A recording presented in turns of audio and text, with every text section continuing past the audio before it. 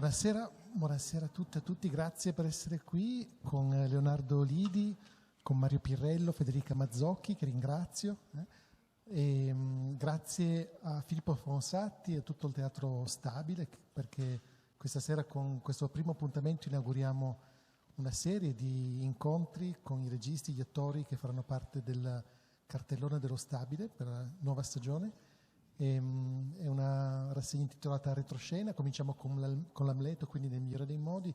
Vi invito ad andare ad assistere a questa messa in scena dell'Amleto. Io ho avuto la fortuna di vedere le prove, grazie a Leonardo che mi ha accolto, ed è veramente un Amleto molto molto pieno di rischio e di passione e di cose molto molto interessanti e, devo dire, inedite. Grazie per essere qui e buon incontro a tutti.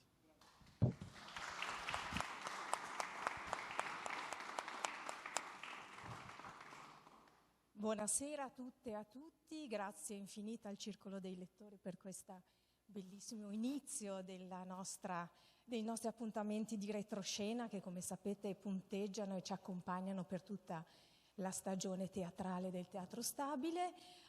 Oggi cominciamo con uno spettacolo bellissimo. Io ho una vera passione per il lavoro di Leonardo Lidi e dei suoi attori, perché i registi, come sapete, possono avere grandissime idee, ma poi è necessario un luogo fortemente creativo, fatto di persone, di condivisione, e credo che sia una delle cose più importanti per un regista, avere appunto degli interlocutori di grande talento, come accade con questa compagnia dell'Amleto. Leonardo Lidi, regista residente del Teatro Stabile di Torino, lavora su questo Amleto insieme a un giovane tuo allievo, Diego, perché è uscito dalla scuola di attori del Teatro Stabile, Diego Pleuteri, drammaturgo residente. Io sono molto ammirata dal coraggio del Teatro Stabile, che ha puntato su questi due giovani molto talentuosi, di grande visione, proprio per un percorso che si sta rivelando sempre più stimolante. Con noi c'è anche, oltre a Leonardo, Mario Pirrello, che è un attore che tutte le volte che so che Mario fa qualcosa vado a vederlo, perché è sempre interessante, come moltissimi degli attori di Leonardo che sono presenti e che saluto, ciao, e poi vi chiediamo cose. E Mario e Leonardo hanno fatto già Amleto 10 anni fa insieme, in un'altra produzione, quindi hanno una prospettiva abbastanza ampia su questa questione enorme che è l'Amleto, e però il loro percorso professionale più stretto comincia con Spettri di Ibsen di 2017-2018, perché Leonardo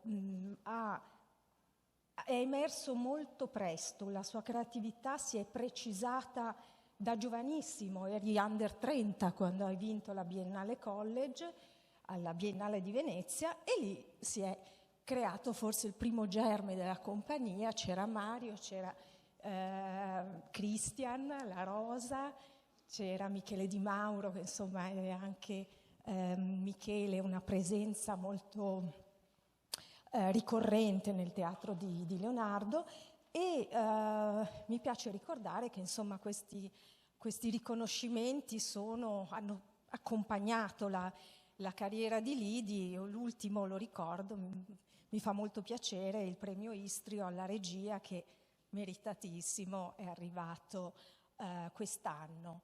Io so che Mario ha poi un trucco un po' impegnativo, io non dirò niente, ecco Alfonso, che è anche un altro a Rosario, scusate che eri contro luce, non ti avevo visto. Qui la compagnia si sta riunendo, quindi abbiamo molte voci, e il trucco è un po' complesso, quindi tra un momento diamo la parola al dialogo Mario-Leonardo. Io non dirò nulla che non sia pubblicato sulle foto, perché ci sono una serie di sorprese molto interessanti, molto belle, delle scelte straordinarie che però non svelerò. Cioè, se le dice Leonardo, ok, vedi tu, ma io no, porterò il segreto fino all'ultimo. Però ecco, quello che vediamo nelle immagini, qualcuno avrà già visto lo spettacolo, sicuramente avrete visto qualche immagine su internet o sui manifesti, la proposta, il corpo di Amleto ci spiazza molto, perché è un Amleto che ha una storia, essendo io una lidiana e anche però un po' una pirrelliana, perché quel pagliaccio ha una storia più lunga dell'Amleto che aveva già manifestato il suo potenziale scenico nello Zoo di Vetro, che anche quello era straordinariamente nuovo, innovativo. Volevo appunto chiederti, Mario, ce l'hai il microfono? Sì. Allora. Sì, funziona. Devo fare ancora gli esercizi per la voce. Ah sì? A chi lo dici? Guarda, io da 1000 anni che faccio presentazioni, però la voce ogni tanto se ne va. Dunque, quello che ho visto, io tornerò a vederlo domani, lo spettacolo. Quello che ho visto è uno spettacolo che ha un ritmo, un passo, un'anima, come dire, un po' divisa in due.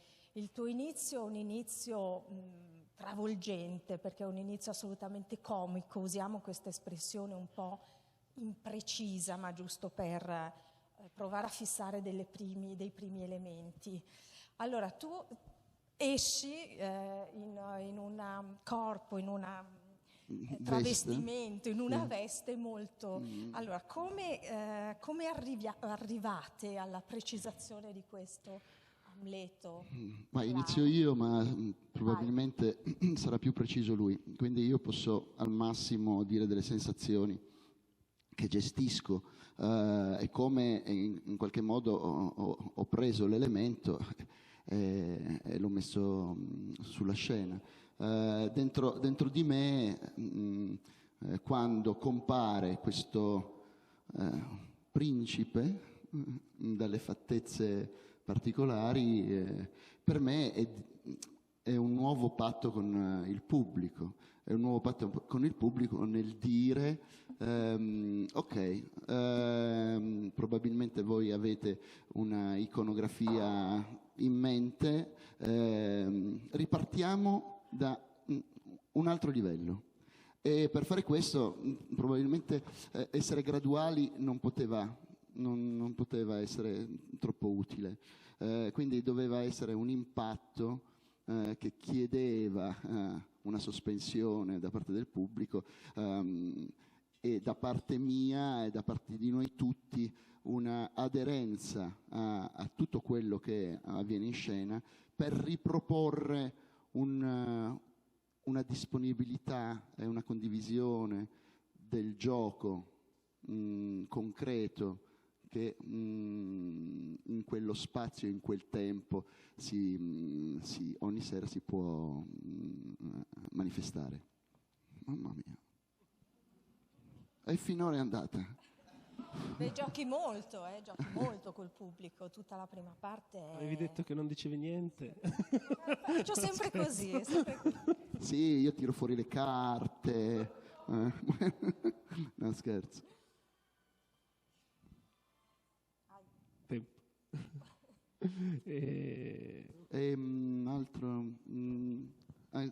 Gioco col pubblico. Cioè, più che... Certo, posso giocare col pubblico e nello spettacolo, poi chi verrà a vederlo darà senso a queste parole, ma di fondo il gioco come tramite di tutto, a mio avviso, è una parola fondante, cioè ridare senso a questa parola può essere interessante. Se la maggior parte delle lingue chiamano la recitazione giocare, Allora, soffermarci su che cosa, sulle valenze di questa dinamica e di questa condivisione con gli altri, allora tutto può riguardare molte più persone, a mio avviso, prima di tutto. Non solo chi è in scena, ma anche chi partecipa. Magari all'inizio può essere una sorpresa, no? Vedi delle persone che stanno bene in scena, dici, che fondamentalmente è quello che mi ha catturato a me la prima volta, no? Io vedevo delle persone che si divertivano, in scena si divertivano, e a me mi faceva venire il desiderio di dire, ma guarda come si divertono, si divertono veramente. E questo può essere un primo livello, no? Vedere che delle persone giocano e si divertono. A mio avviso poi ci può essere anche una seconda parte dove si crea un desiderio o di partecipare o di giocare. Se il meccanismo funziona, allora un briciolo di gioco si riverbera anche in sala, un desiderio di gioco. E il desiderio di gioco, ad esempio, limita la paura di quel luogo, limita il terrore di chissà che cosa, no? Deve succedere se si accendono le luci in sala. Non si accendono le luci in sala, però se si dovessero accendere, un po' con questo modo di affrontare tutte le difficoltà e tutti i livelli che poi noi distribuiamo nell'arco di 2 ore per il pubblico. Io spero che sia con noi 2 ore veramente di piacere e che si portino a casa qualche cosa di loro, oltre a qualche cosa di noi. Ho chiuso anche alla grande, dai.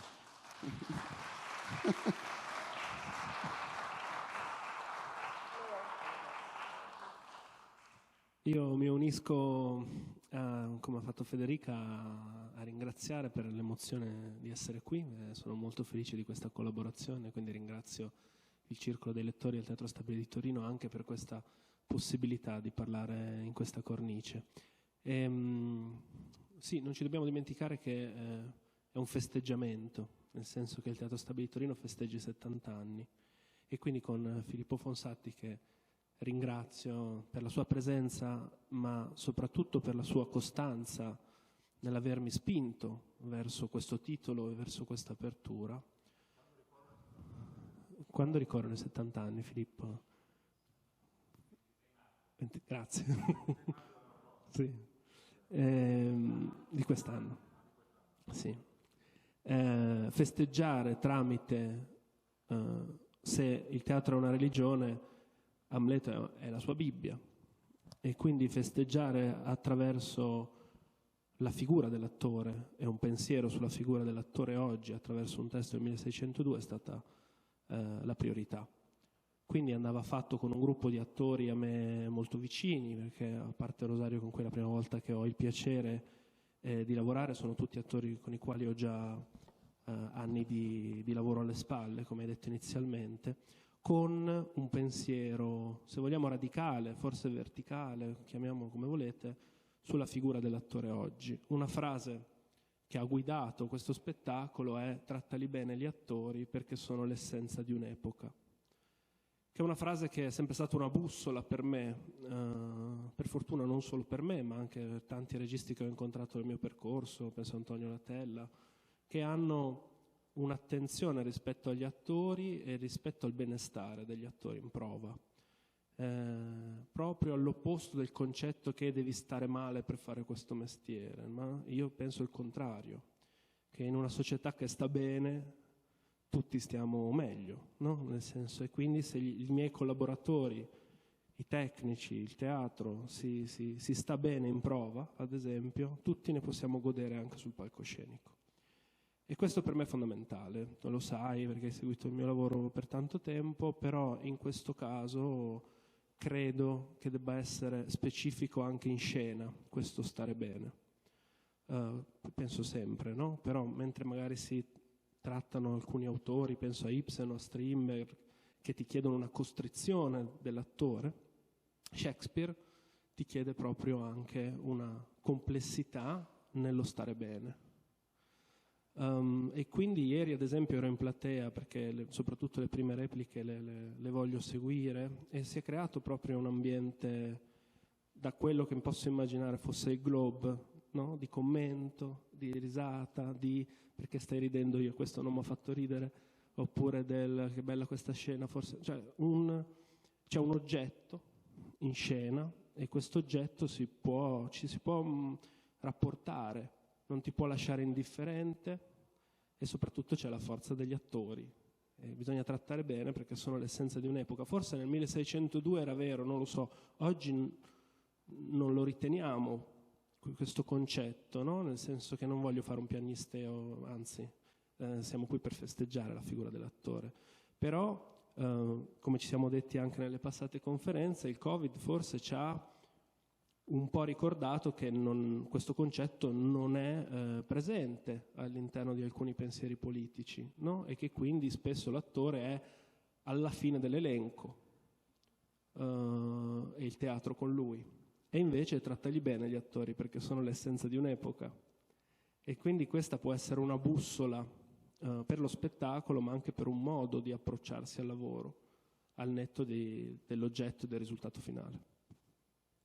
Sì, sono molto d'accordo, anche perché lo spazio del teatro è uno degli ultimi luoghi della relazione diretta, della creazione di un dispositivo di finzione totale, perché questo è quello che fanno gli attori, che ha fatto Leonardo con questo Amleto, e nella denuncia, nella esibizione smaccata, sfacciata proprio di una finzione sopra le righe, comincia ad apparire qualcosa, una sorta di, potremmo dire, autenticità di relazione. Che cos'è questo fantasma, che poi è il vero fantasma forse dell'Amleto, secondo te, Leonardo, in questo? Allora, visto che ovviamente dalla prima immagine che c'è in locandina, tutte le immagini che ovviamente la domanda sporge spontanea sulla maschera, io non voglio dare un perché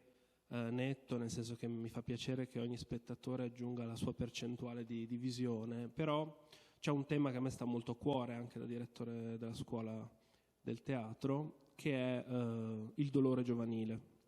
Nel senso che è un tema che a mio avviso in qualche modo sono in disaccordo su come tendenzialmente il mondo culturale occidentale sta trattando questo tema. È un po' generico detto così, però ci sono delle cose che mi infastidiscono e quelle spesso possono portare a un pensiero creativo. Che cosa fa Amleto? All'interno di un lutto crea. Allora, il fatto che il dolore possa essere miccia per la creatività è qualcosa che forse oggi andrebbe un pochino detto di più, soprattutto alle nuove generazioni, ma non perché bisogna insegnare qualcosa, anzi, nel mio caso sono loro che insegnano a me quotidianamente, ma vedendo alcune serie, non so se siete appassionati di serie TV, l'altro giorno litigavo perché avevo visto la prima puntata di questa Euphoria, che è una serie che ha fatto molto successo in America, bellissima, girata benissimo, una grande regia, ma di fatto il disagio giovanile è cool in questa serie, ed è ogni modella o modello che interpreta questo disagio è in qualche modo uno sponsor, e questo io lo trovo. E poi alla fine ovviamente si dice se avete qualche problema chiamate questo numero, e tu dici sì, va bene, però iniziamo a dire che il dolore si affronta, cioè iniziamo a dire che il dolore si affronta anche grazie al cervello, anche grazie alla creatività. Questo ad esempio Shakespeare lo dona con Amleto, ed era importante, è un dolore autentico quello che vive Amleto, che ha 27 anni nel 1602, che questa è una cosa che non ci dobbiamo ricordare, che non ha 27 anni nel 2000. Quindi è un uomo che deve affrontare un dolore e lo affronta certo con l'essere e il non essere. Di questo magari dopo ce ne parla Mario, perché è stato di grandissimo non solo aiuto ma proprio di relazione sulla regia rispetto all'essere o non essere. Ne abbiamo parlato tanto, ha detto delle parole che mi sono state molto utili, quindi spero le voglia condividere anche con voi sull'essere o non essere. Però tra l'essere o non essere c'è l'essere umano, come è il titolo della stagione di quest'anno, e la sua forza creativa. Spingere a spostarsi rispetto a soffro e quindi non avanzo, ma soffro e combatto la sofferenza con la creatività, c'è tutta la differenza di questo mondo. Lo dice un ragazzo che si è crogiolato da ragazzino nella propria sofferenza, perché vabbè, ognuno ha la propria storia, non è questo l'importante, ma fare quel passo è fondamentale, cioè spostare, e questo ribadisco, a scuola cerco di farlo, spostare su, va bene, tu hai il tuo problema, io il mio, ognuno può raccontare una storia di dolore in questa stanza, ma proviamo a spostarci sul passo successivo e non soffermiamoci sul lasciarsi affossare da questo. Il teatro serve anche questo, una stanza dove si può condividere le emozioni, tra cui anche il dolore, attraverso i corpi, e per questo è imprescindibile.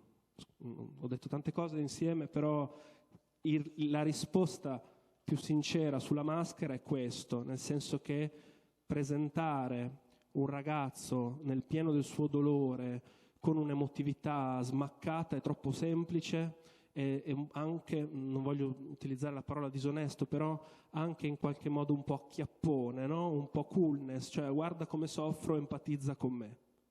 Forse dobbiamo spostarci sulla mia sofferenza, può essere anche la tua, quindi empatizziamo, ma creiamo insieme qualcosa attraverso questa sofferenza. È molto chiaro, il passaggio è veramente limpido, perché effettivamente la costruzione appunto di questa macchina, come la chiami, questa trappola di parole, di significati, è proprio costruiamo insieme un piano ulteriore che non sia la contemplazione appunto della nostra infelicità, ma una meditazione, un rito, qualcosa che ci serve a esorcizzare quello che vogliamo esorcizzare.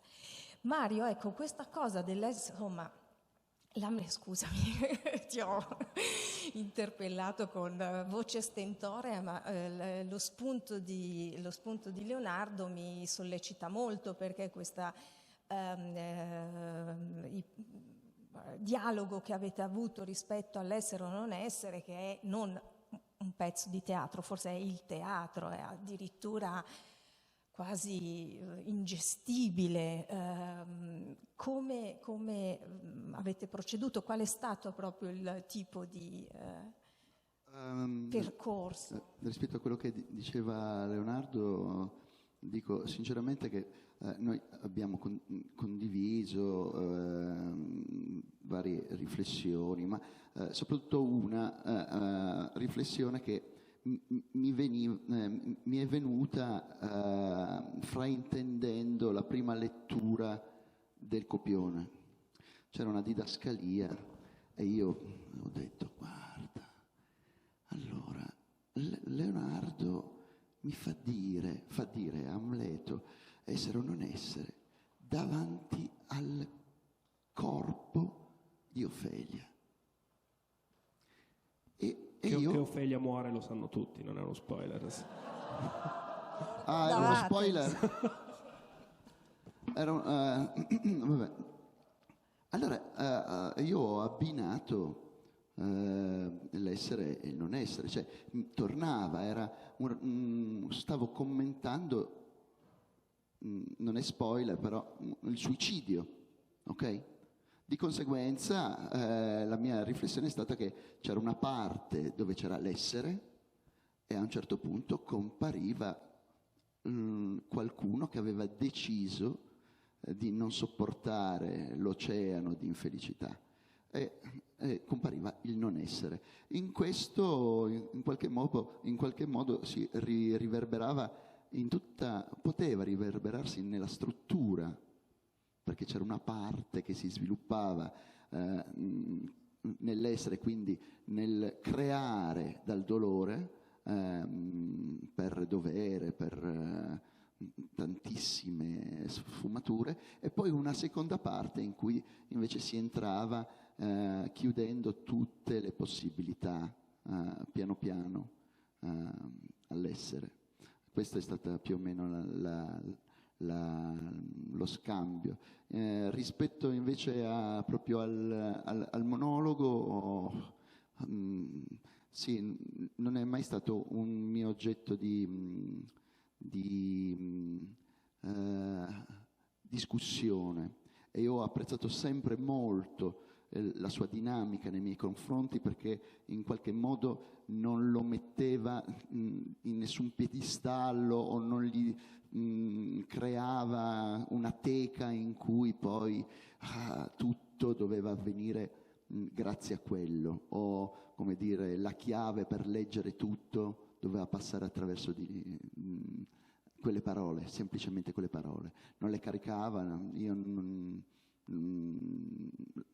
di conseguenza ho affrontato sempre il testo nella zona più semplice che potevo attingere in me. Poi se l'emozione arriva la si condivide. Sì, no, è vero, è molto, mi ha colpito che hai lavorato su questo materiale così, insomma, carico proprio di molto ingombrante, essere o non essere, proprio cominciando dalla accostarsi al senso. Che cosa vuol dire quello, più che l'aura che ormai è veramente molto ingombrante, appunto. E grazie alla traduzione di Diego. Di Diego, certo. Perché è fondamentale, se no un codice si entra in un altro, ci si disperde, che in questa rappresentazione è prezioso, sì, non sì. disperdersi. Leo, volevo chiederti una cosa sempre in rapporto alla costruzione, alla creazione collettiva di questo personaggio di Amleto. Leonardo è un regista colto, studia molto, il centro studi è uno dei luoghi del cuore, lo incontro spesso lì, e dentro le immagini ho avuto questa impressione, vediamo se ci porta verso qualche frutto questa riflessione. Nelle immagini che hai dato, forse, o che vi siete scambiati con Mario, mi pare che ci sia un bel pezzo di storia del teatro e anche del cinema, perché alcuni scherzi del satirico di Fellini, un'idea dell'attore anche molto tosta, nel senso che Vernacchio è una figura certo non glamour, appunto, non cool, e anche molti altri riferimenti, io credo anche come proprio stimolo, più che un omaggio, un atto d'amore, perché come ce lo racconti questo? Ma ovviamente c'è una tradizione rispetto alla relazione con questo testo, e quindi banalmente tutti i registi che sono stati fondamentali nel mio percorso di studio hanno affrontato tutti Amleto, riscritture di Amleto, e quindi a parte gli omaggi e i pensieri e anche gli omaggi involontari, perché poi la cosa bella è che non sempre quelli che abbiamo scoperto andando avanti, c'è una riflessione su che cosa è stato Amleto anche banalmente nell'ultima parte del Novecento, nel senso che l'Amleto di Ostermayer resta lo spettacolo che a me studente mi ha ribaltato l'immaginario. L'Amleto di Peter Brook resta uno spettacolo che ha ad esempio evidenziato l'importanza della sintesi in teatro, che non vuol dire una riduzione, ma vuol dire creiamo la sintesi che oggi può aver senso rispetto a un testo del 1600, e quindi che ha portato delle riflessioni rispetto al ruolo del drammaturgo in Germania, che poi per fortuna oggi stiamo iniziando forse a conoscere in maniera più approfondita anche noi. Quindi ci sono sì tanti spunti di riflessione, ma perché Amleto è andato oltre Shakespeare, è uno di quei personaggi che esce dalla pagina e diventa, nel senso più alto del termine, popolare. E quindi i Simpson hanno fatto Amleto, ad esempio, no? Ed è importante. Anche il Playmobil. Anche i Playmobil. Però ecco, quando esci dalla pagina e diventi un idolo culturale, allora è ovvio che questo non può essere scansato, nel senso che diventa materia di tutti, e quindi quando si affronta la materia di tutti è importante anche rispettare l'immaginario collettivo, che non è soltanto quello di Laurence Olivier, per intenderci, ma che ha anche una storia più vicina a noi.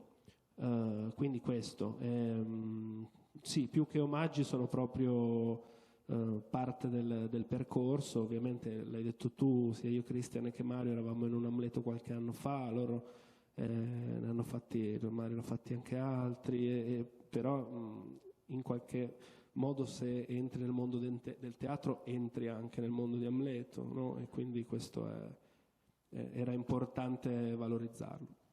Sì, continua a essere davvero un punto di riferimento, anche di riflessione, di stasi per gli attori e per tutti, insomma, per gli artisti di teatro, un momento imprescindibile di... Scusate, io vi devo ringraziare. Sì. Ti Grazie, ringrazio Mario. davvero. Grazie a te. Grazie a voi. Ci vediamo noi. Vogliamo chiedere a qualcun altro no, che forse anche loro devono chiamare. Volevi fare un pezzo? Sì, se qualcuno, ovviamente lo dico io, Sì. degli altri attori vuole, anche tutti dice. Ci mettiamo un po' tipo, prima di andare sit-in, dai. Anche voi al trucco, e se invece volete andare al trucco decidete voi. Vabbè, la sedia è qua, quando Allora, volete intervenire. Mentre loro così fanno un momento i timidi, non capiamo bene perché, ma poi dopo li trasciniamo. Volevo farti ancora una domanda, Leo, sul rapporto con Diego Pleuteri, la vostra collaborazione, perché per ragioni anagrafiche Lidi non ha conosciuto Castri, ma quando lo vedo lavorare mi ricorda, ne parlavamo con Rosario l'altro giorno, di Massimo Castri, grande regista, direttore del Teatro Stabile per un certo periodo.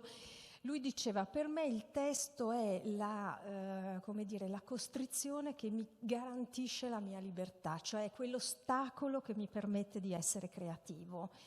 E Leonardo è un regista, io credo, dentro questa linea, cioè che non ha un rapporto di rifiuto del testo. C'è stato per lunga parte della storia del teatro italiano un antagonismo, non ricorrere alle drammaturgie. Io personalmente non... ok, a posto. È stato un momento che ha lasciato uno strascico piuttosto lungo. Comunque, ecco, la fiducia invece nelle scritture, nelle testualità, mi sembra una delle caratteristiche di Lidi, e proprio una palestra, una dialettica con quella famosa trappola, perché i testi poi sono delle trame, no? Delle trappole di parole che servono a rivelare qualcosa, evidentemente. E pertanto, ecco, con una trappola così, forse la trappola per eccellenza, Amleto, come avete proceduto tu e Diego? Che cosa cercavi? Che cosa avete trovato? Sì, è impossibile, no? Nel senso che ovviamente adattare, come dicevo prima, facendo il riferimento di Bruch, di Ostermeyer, le riduzioni, le sintesi sono impossibili, nel senso che c'è talmente tanta materia che è molto difficile scegliere. C'è un monologo che è il mio monologo preferito, anche quando interpretavo Amleto era la cosa che mi piaceva più dire, che è il monologo su Ecuba, di Ecuba, che ho tagliato. Forse anche e proprio perché è la mia cosa preferita, quindi qualcosa a cui ero troppo affezionato per per poterci lavorare. Però quel monologo, ad esempio, è all'interno di tutta la prima parte del lavoro, anche se non è detto. Quindi, come diceva prima Mario, c'è tutta la prima parte, anche drammaturgicamente, dell'essere, poi la drammaturgia porta alle scelte anche estetiche, quindi parrucche, l'avete visto sulle foto, quindi lo dico, trucco, costumi, luce, abbagliante, non dirò altro, ma altri elementi, a riempire il silenzio, il vuoto, a riempire il vuoto. Ecco. E poi la seconda parte del non essere, dove tutto questo deve cadere, dove tutta questa maschera deve affievolirsi per lasciare il tempo del silenzio, ad esempio, citato in ultima battuta. E quindi sì, c'è stato un viaggio drammaturgico molto lungo, personalmente, ma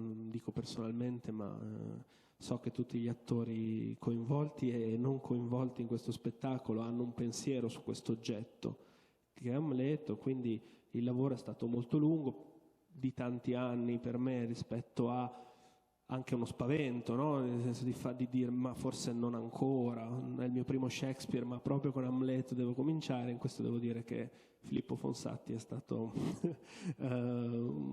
molto importante nel spingermi verso questo salto. Però sì, ecco, la drammaturgia, come tutti gli altri elementi, sono sì una trappola, ma sono tutti figli di un pensiero che non deve lasciare indifferente. Cioè ogni scelta è stata, ogni sillaba è stata pensata e ripensata, anche quando decidiamo, ad esempio, in un piccolo spazio di lasciare la possibilità all'attore di improvvisare all'interno della platea. Adesso chiederei agli attori di venire portandosi dietro la sedia. Voi se no è brutto, dobbiamo stare seduti. Ma io posso lasciare il mio posto, No, allora. perché? No, tu stai qua, ma figuriamoci, perché dobbiamo chiederti ancora svariate cose. Però ecco, allora Alfonso, Laerte e Rosenkrantz.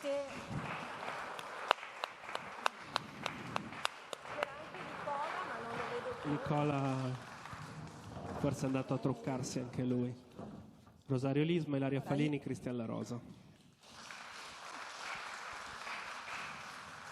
Rosario, partirei da te, Polonio, perché sei la new entry, sei il nuovo. Sì, l'ultimo arrivato, l'ultimo arrivo. E che devo dire? C'è una domanda? Raccontaci un po' com'è andata con questo Polonio. Molto bene. Io appunto vedevo da spettatore ammirato gli spettacoli di Leonardo, poi lo conoscevo anche molti degli attori che lavoravano con lui. Ci siamo incontrati l'anno scorso al Festival di San Genesio che lui dirige e quindi insomma mi incuriosiva molto, perché Leonardo non è un regista, come dire, che si incontra abitualmente, insomma non è un regista banale, e quindi mi incuriosiva capire, vedendo i suoi spettacoli, il percorso che c'era dietro, che cosa intanto spingesse lui a immaginare questi impianti registici molto, molto connotati, molto carismatici, diciamo, che però ciò nonostante si basano sempre sulla fatica e la gioia e il divertimento degli attori, sulla performance, si dice con una brutta parola, degli attori. Quindi ecco, ero molto, molto curioso, e allora quando mi ha chiamato per propormi Polonio e il Becchino, sono stato molto felice di accettare in 2 secondi forse. e forse anche meno. Ho detto subito sì, no, perché effettivamente era molto, sì, molto interessante, diciamo, sì, sicuramente sarebbe stato molto interessante, infatti le mie aspettative sono state, come dire, soddisfatte pienamente.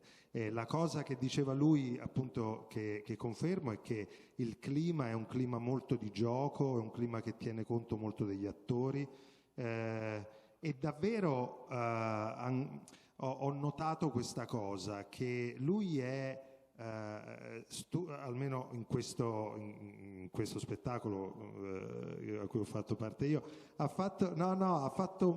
studiato tantissimo ed è arrivato con delle idee chiarissime, sempre ovviamente soggette a modifiche, perché essendo anche una persona molto intelligente poi sa insomma cosa tenere o cosa al limite modificare, però lui non ci dorme la notte, da quello che ho capito, nel senso che giustamente poi tornava il giorno dopo e diceva: ho pensato che invece, oppure dobbiamo insistere su questo, e questo è molto, molto interessante, ma anche, ripeto, ha una grande attenzione agli attori. Io ho cominciato con proprio dei registi, col teatro di regia, appunto tu citavi Castri ma anche altri.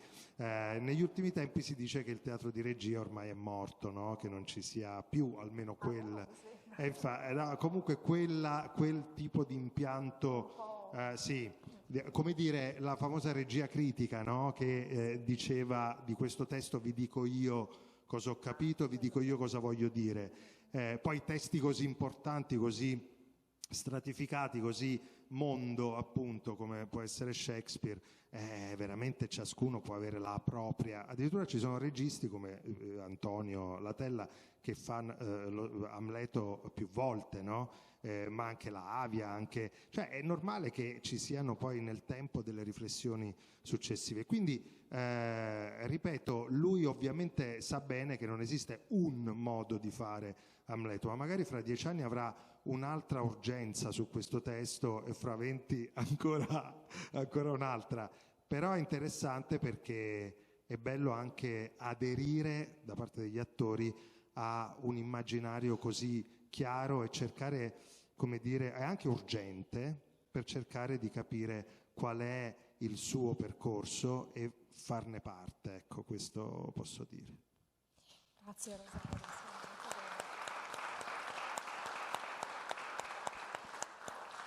Devo chiedere a Ilaria, che invece ha una lunga storia lidiana, no, non lo dico più, no. Questo aggettivo ti fa un po' specie, sì. Diciamo. No, invece Ilaria, quello che ha appena detto Rosario, cioè il tipo di sollecitazione di immagini, ecco, tu che invece hai una vicenda artistica con Leonardo più lunga, no, hai notato dei passaggi, delle differenze? Che tipo di stimoli visivi o comunque di immagini avete condiviso? Avete lavorato su una chiave precisa? Lei è Gertrude, scusate, dimenticavo di dire, per la figura della madre, ecco, quali tipo di suggestioni hai raccolto per la figura di Gertrude? Allora, quando Leonardo mi ha chiamata per fare questo spettacolo io non me l'aspettavo proprio e tant'è che mi ricordo la telefonata indovina chi farà la moglie dello zio? Chi zio? Io ho risposto Claudio. Chi Claudio? Sì, proprio ero completamente, non me l'aspettavo, quindi questo per dire che sono partita senza avere niente in testa, chiaramente è un testo che conoscevo, tra l'altro è stato il primo testo che ho studiato dopo il diploma, con cui ho lavorato con una compagnia, vabbè, a parte questo, perché poi ci sono tutte cose che tornano. E quindi volevo iniziare a studiarlo prima delle prove, ma lui non ci mandava mai l'adattamento. Sì, però insomma io volevo iniziare molto prima perché mi sentivo caricata di una responsabilità e quindi mi sono messa a leggere le varie versioni così, però poi mi sono detta non mi devo mettere in testa niente più di quello che tutti sappiamo, perché comunque abbiamo visto i film, insomma è una vicenda che è stata sviscerata abbastanza. Esatto.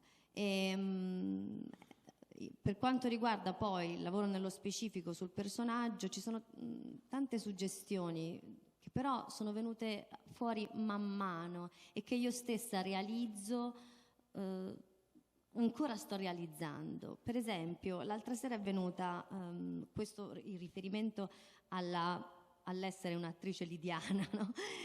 O almeno comunque avere una storia con lui. È venuta un'attrice a vederci che ha visto anche gli spettacoli precedenti a cui ho partecipato, ma non solo io, anche gli altri, e ha detto una cosa molto interessante. Ci sono delle tracce, in questo spettacolo qui, ci sono delle tracce anche piccole dei personaggi che avete interpretato negli allestimenti precedenti. Questo non per dire che Gertrude non ha nulla a che fare con Christine di Signorina Giulia, piuttosto che... Però le sollecitazioni quando si va a fare un percorso sincero dentro, chiaramente attingi ad un bacino che è sempre quello, ma che si modifica.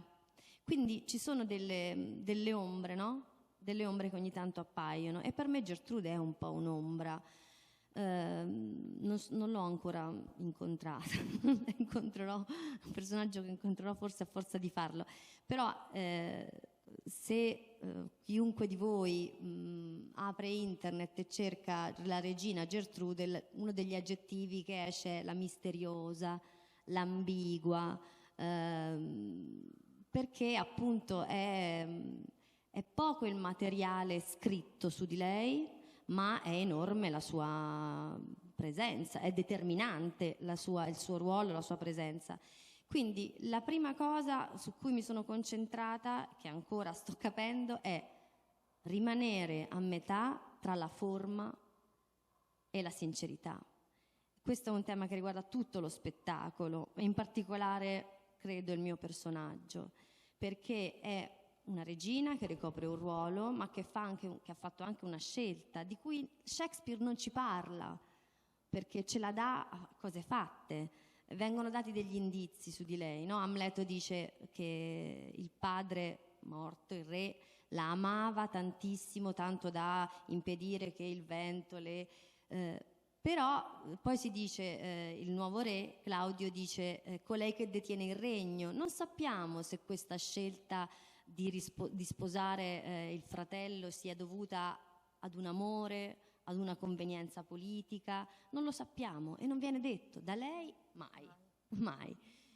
Quello che sappiamo con certezza è che è una madre, che è una mamma, e questo mi riguarda un po', quindi anche lì sono andata a cercare delle cose e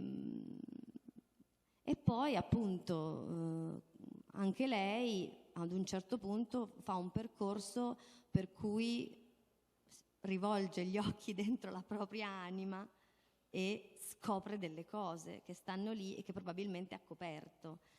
Però non fa un ulteriore passo netto, quindi è in questo la sua ambiguità, ed è questa la richiesta di non prendere mai una strada troppo segnata. E questa è la difficoltà che io ogni sera incontro, anche su ogni singola battuta, lui lo sa bene.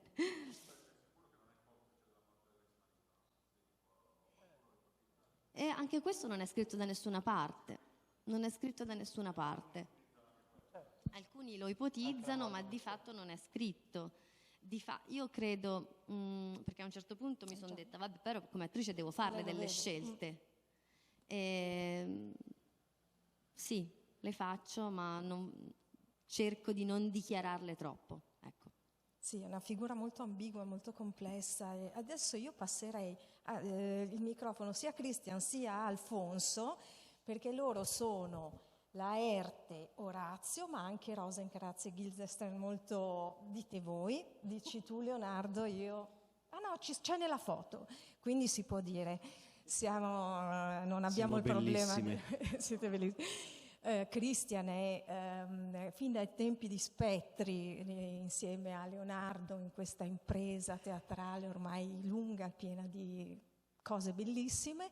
Alfonso è il coprotagonista di un altro spettacolo di Leonardo che è diventato un culto, scritto da Diego Pleuteri, si chiama Come nei giorni migliori. Chi non l'ha visto è sempre tutto esaurito, appena si sa, quest'anno c'è di nuovo, quindi c'è la corsa a prendere i posti perché è uno spettacolo meraviglioso e appunto Alfonso è uno dei due in scena, quindi vi sollecito anche a vedere questa ulteriore volto, diciamo, della compagnia e di Lidi. Allora, Christian, tu hai aiuto. Christian non può dire niente. Io, No. guarda, No, se c'è qualcuno che può scivolare nello spoiler sono io, No, sono una no. difficoltà. No, ma stavo pensando a un'altra cosa. Quella guai, non la diciamo neanche morta. Niente, no, perché tu hai una... No, non si può. No, Allora, cioè, ci stavo pensando, ma sono molto in difficoltà. aiuto, sì. Non l'avevamo invitato sul palco. Perché è proprio un problema di scrittura scenica, cioè se gli faccio la domanda è un peccato, perché la regia è scrittura, quindi vuol dire davvero... Però allora prendiamola da un punto di vista più pop, così parlate entrambi. Leonardo ha inventato queste due Rosenkranz e Guildenstern, due strane creature molto buffe, abbastanza inedite. Io non le avevo ancora viste in questa forma. Parlo al femminile perché si vestono, si mettono dei seni, insomma sono due meretrici un po', te le immagini in una taverna tipo di intorno al Globe, no? Di queste... com'è andata lì allora con queste due? Poi fanno una fine meschina, come sapete. Allora, innanzitutto è molto divertente, nel senso che abbiamo delle gran tettone e questo, vabbè, suscita sempre una grande curiosità, sia è imbarazzantissimo, sia tra di noi, sia con il pubblico, cioè nel senso che il pubblico... niente, il pubblico... C'era un motivo per cui anche gli attori non erano invitati sul palco. No, scherzo. Vai Christian, prego, sì, grazie. No, nel senso, sì, è vero. Non succede niente di scandaloso, No, niente no. di scandaloso, però diciamo che veniamo chiamati proprio da trama per cercare di tirare su Amleto e cercare di capire quali sono le motivazioni del suo lutto così prolungato. Mi fermo qua, continua tu. No, nel senso, sicuramente c'è stato un lavoro, come sempre accade con Leonardo, no? Si parte con una idea registica ben precisa, che viene lavorata e spesso e volentieri, anzi direi sempre, si arriva sempre a un'essenza. E direi che l'essenza di queste due creature così particolari arriva, secondo me, in modo diverso rispetto a come erano state pensate anche all'inizio, no? All'inizio magari in fase di scrittura, di regia. Io credo che questo, almeno io parlo per me, poi Alfonso ovviamente dirà anche il suo percorso, per quanto riguarda me ha aiutato molto tornare a questa essenza pur avendo dei posticci ulteriori, pur dichiarando però di essere posticci, cioè a me ha permesso di arrivare anche lì a una sorta di essenza creativa, ma anche di capire quanto l'essere così smaccatamente dichiarati con le parrucche, con questi seni finti, significa che anche qua è una forma di gioco, una forma di teatralità, una forma... Amleto è il testo metateatrale per eccellenza, si parla di teatro nel teatro, cioè una cosa... E quindi però tutto questo mi ha permesso di trovare degli strani collegamenti che, come diceva Ilaria prima, non è che per forza uno li deve esplicitare, però servono magari alle volte. E nel mio caso io cerco di non dimenticarmi mai che Rosenkranz e Guildenstern sono comunque degli amici. È una forma d'amicizia magari particolare, ma è una forma... Orazio è un amico. Quindi nel mio caso trovarmi ad affrontare due forme di amicizia, no? Comunque di rapporto con Amleto è stato molto interessante. Quindi sicuramente Rosencrantz e Guildenstern arrivano, come diceva Alfonso, per un motivo che finisce in un certo modo, però è una forma d'amicizia in qualche modo. Scusalo. No, volevo dire, ieri guardando lo spettacolo pensavo proprio che non ci può essere Shakespeare senza travestimento. E in questo caso ovviamente il travestimento è il più divertente possibile, attingendo a Madama strafatta di Misura per Misura e altri personaggi scritti per essere nel travestimento, no? Nel senso, se pensiamo che erano rappresentati da uomini, no? Però in tutti loro c'è sempre una maschera, un travestimento che poi a un certo punto è divertente o doloroso togliere. Visto che ho fatto delle battute rispetto volevo dire invece, poi loro hanno la convocazione, quindi magari li lasciamo andare, però una cosa che per me è stata la guida, scegliere il cast per fare Amleto è una sfida forse più che fare Amleto. Ho scelto, la prima cosa devo prendere 7 attori, che qui non è un numero a caso, in grado di fare Amleto. Nel senso che per me tutti e loro, non è retorica, c'è stato il primo pensiero, è stato tutti e 7 li potrei prendere in una mia versione di Amleto, per fare Amleto, intendo. E questo è stato per me fondamentale. Poi succede che senti le voci degli attori mentre leggi il copione, cioè per me Polonio aveva la voce di Rosario e quindi l'ho chiamato. Appena l'ho sentito ho detto pronto, nel senso che quello poi è anche fortuna, no? È l'immediatezza, e anche il motivo per cui i registi devono andare tutte le sere a teatro, perché così poi ti ricordi le voci e le presenze degli attori. Però intanto che Mario, quando l'ho chiamato, mi ricordo ero al semaforo, non si dovrebbe parlare al telefono al semaforo, ma ero al semaforo qui sotto e gli ho detto ti vorrei per fare Amleto. E lui ha detto: e Amleto chi lo fa? Nel senso, grazie. Lui aveva fatto Polonio e Voltimando nel suo percorso teatrale, ad esempio, no? Però questo, per me, l'altro giorno a Giuliana è arrivato un messaggino: ma perché non ha fatto fare a te Amleto? Cioè, nel senso, ci deve essere all'interno dell'attore, sono tutti attori capaci di grande ironia, tutti e 7. Sono tutti attori capaci di grandi sensibilità, tutti e 7. Sono attori in grado di essere credibili nel travestimento, tutti e 7. E allora questo è stato il minimo comune denominatore, no? Sono tra i miei più grandi amici all'interno del percorso, ma oltre a questo, no? C'era proprio una specifica nella loro arte creativa. Ecco, Amleto secondo me ha 4 momenti di regia. Non voglio dare regole, che sono lo spettro, lo spettacolo, la follia e morte di Ofelia e il duello che porta al finale. Le 4 scelte registiche, oltre a scegliere gli attori giusti, sono per me queste 4. Il resto deve essere arte creativa, cioè deve essere, per quello Ilaria giustamente dice alcune risposte io ancora non le ho avute, ma perché è importante che ci sia uno scheletro fatto di 4 appuntamenti registici e che tutto il resto sia la loro forza creativa in scena, e sono 7 attori straordinari che ringrazierò per sempre, quindi grazie. Ora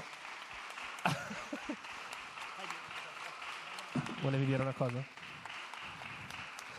A truccarvi.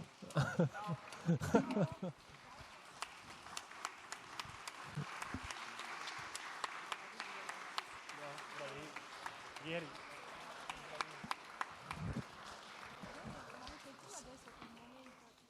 Sì. Sono le 6:30, quindi ti lasciamo andare giustamente.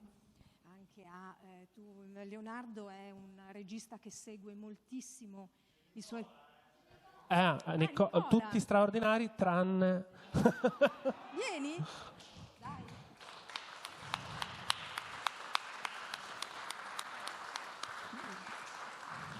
farò una domanda astratta, perché Nicola dice che gli faccio sempre delle domande astratte. Allora... No, mi è rimasta male. Quanto ci ho pensato, ho detto no. quanto sono stato maleducato quella volta lì. Ma non era riferita a te, era riferita alla mia incapacità di elevarmi tanto così da di sopra di un discorso veramente No, ma è vero, io in banale. effetti a volte tendo a essere un po', diciamo, astratta. No, scusami davvero, loro non sapete cosa è, però io ho detto a questo punto io non riesco ad affrontare questo livello di alta e forse è stata interpretata come dire accidenti e quanto sei, penso, intellettuale, barocca. No, in realtà no, assolutamente. No, ma... Dipende dal fatto che io parlo e mi riferisco sempre a cose, ma non ne faccio né un vanto né un motivo di disprezzo. C'è un punto dello spettacolo, tanto si può dire perché comunque non è un spoiler, in cui lui mi fa morire, perché è la reazione che vediamo a volte in chi non ama tanto il teatro, no? Perché Amleto dice ci sarà uno spettacolo e Claudio, perché lui è il personaggio di Claudio, dice no, il teatro no, come dire tutto ma non il teatro, che è una reazione che effettivamente... vedi in chi ha una idea assolutamente lunare e remota di che cos'è uno spettacolo, andare a teatro, in senso non andare a vedere appunto delle cose polverose, ma incontrare una realtà viva come uno spettacolo, come questo spettacolo che stanno facendo in questo momento. Il personaggio di Claudio è molto divertente. In teoria noi dovremmo non amarlo perché è proprio il cattivo, l'incarnazione della cattiveria.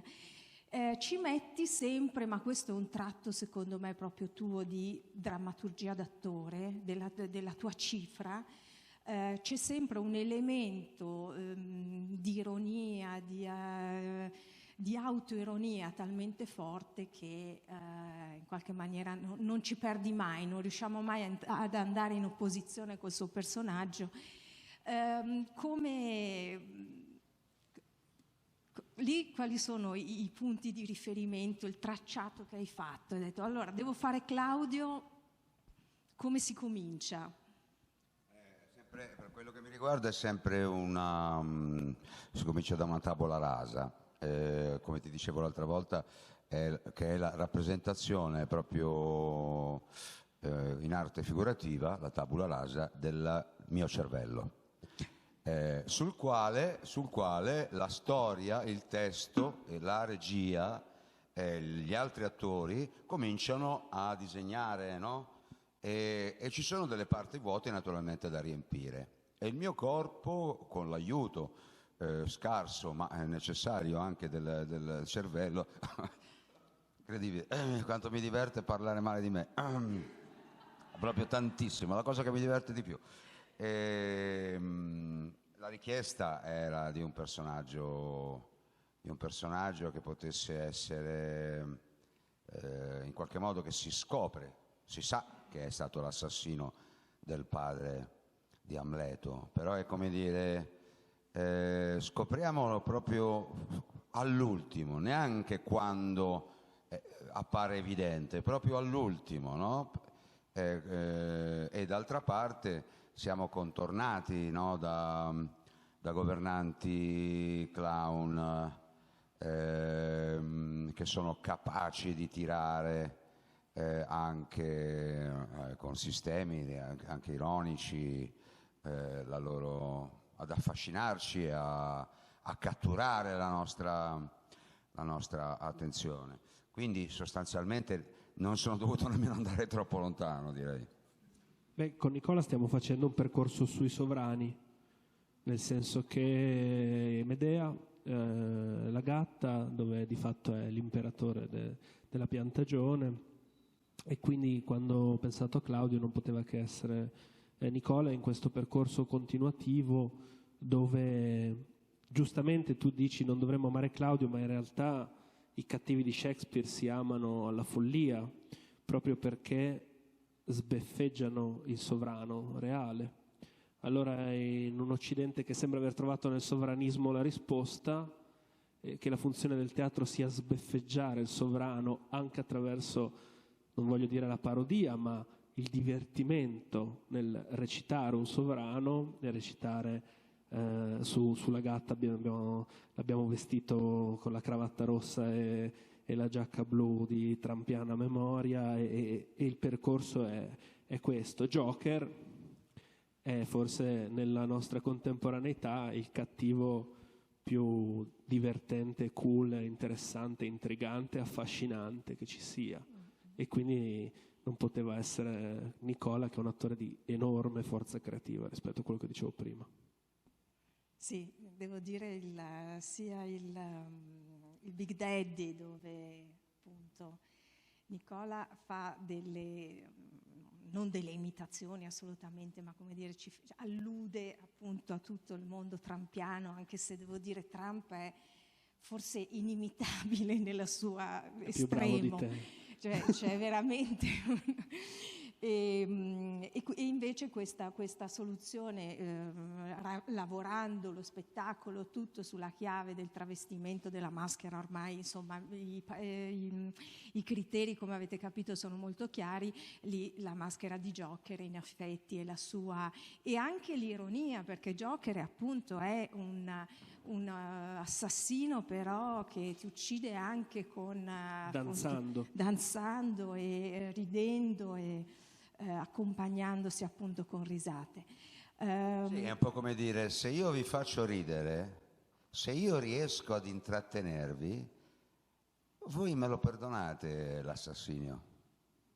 Ci pensiamo anche per Trump, questa cosa qua. Certo, bisogna essere proprio bravi, però se ci riesco sono sicuro che il mio assassinio verrà perdonato.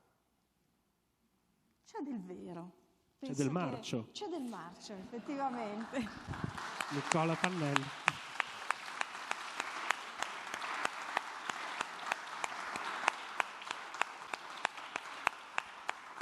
Benissimo, direi che siamo in chiusura, tra un momento salutiamo. Un'altra cosa, una piccola scheggia che mi ha molto emozionato e colpito nel programma di Sala, quando lo leggerete, c'è un'allusione al fatto che gli spettri che non passano, che continuano a infestare i vivi, che occupano lo spazio e non lasciano amare, cos'era? La possibilità di amare, di avere figli, di andare avanti, eccetera.